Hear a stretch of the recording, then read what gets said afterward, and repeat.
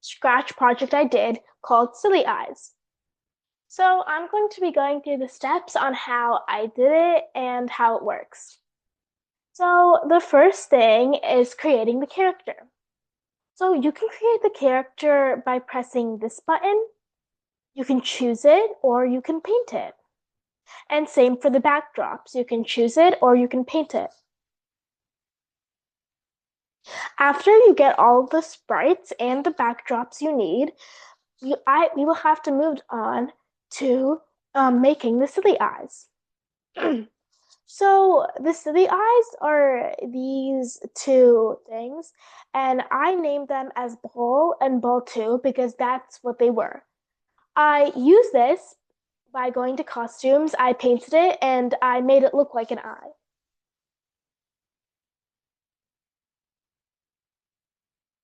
So now I'm going to be showing you how I coded it.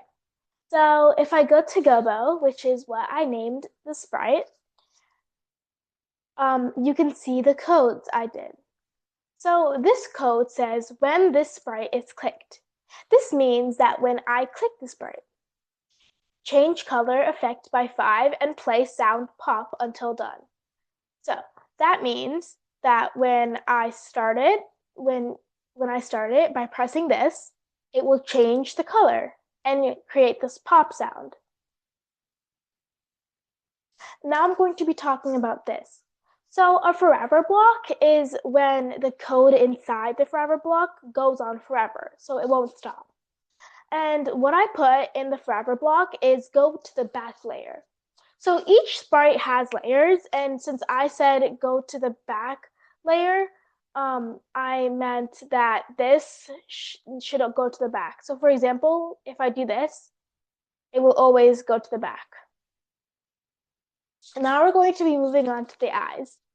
Since there are two eyes, I put the same code for both of them.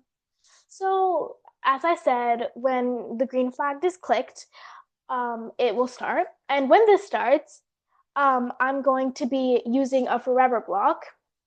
And this forever block is the same, like I said before, but it has different code inside. And that code says point towards mouse pointer. This means that the eyes will always follow my pointer, like so. And this is a different one. When this sprite is clicked, the color change will affect by 10. So this means that when I click the eye, it will change. And now I'm going to be talking about the party hats. When I click the party hats, it will go to the next costume or the next hat. And I'm going to be going to backdrops. So, and then when I go to the next backdrop, it will also change. So in conclusion, I have this fun little game where where Gobo always follows the cursor, and I can change the colors of the eyes and Gobo, and change the backgrounds plus the hats. Okay, thank you.